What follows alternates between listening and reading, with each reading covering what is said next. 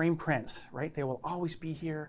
And we have a lot of new offerings that we're super excited about, and Kristina's going to walk us through a lot of that stuff. Yeah, so we can kind of switch the table samples here. So we have a lot of, Robert said, basic offerings. Still some of our most popular are our Gallery Grand black and white. So the black and white frames are super simple. And then I had this upside down and I got the signal to flip over. What I'm showing here is actually one of our new frames that we just showed at imaging. It isn't quite live yet, but this is actually one of our new brim-filled frames. It's pretty thick, but this also actually has a matte in it. And then I believe it's a smooth matte fine art paper in there. That's right, and a double white matte. Yep, so this is, again, we have tons of options. We're just kind of showing you some basic ones. But what's cool about this is obviously the new frame, but you can get different matte widths and sizes, and then also the smooth matte paper or the fine art paper.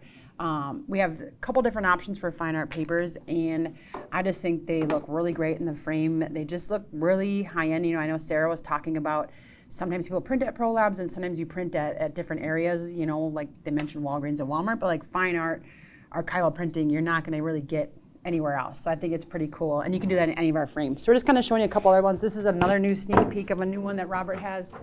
This is one of our Hudson frames that has 3 different colors that we're going to offer.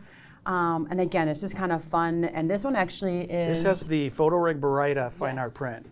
So this is another fine art print. But Robert, you want to talk about this fine art, the Baryta on there? Yeah, the Baryta, I mean, is really just an absolutely gorgeous paper. And that surface is made through something that's called barium sulfite or barite. And that's why that's where the name Baryta comes from, in case you're wondering, what is that weird name? Yeah. So and Connor's going to pull into this at some point. It's really a gorgeous paper. It reminds me of old fiber paper back in the day. It has a little bit of texture to it, as you can see there. And it is gorgeous for deep colors and for black and whites. I mean, look at that. That's a fine art. That's an archival giclée inkjet process. Absolutely gorgeous results.